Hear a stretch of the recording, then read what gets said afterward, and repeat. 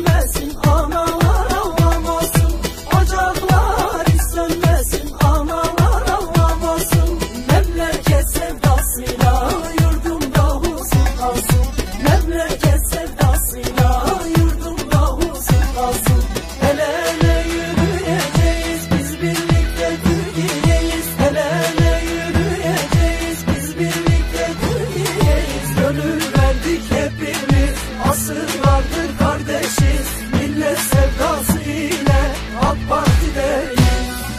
El ele yürüyeceğiz, biz birlikte Türkiye'yiz. El ele yürüyeceğiz, biz birlikte Türkiye'yiz. Gönül verdik hepimiz, asırlardır kardeşiz. Millet sevdası ile Erdoğan'layız. Biz birlikte Türkiye'yiz.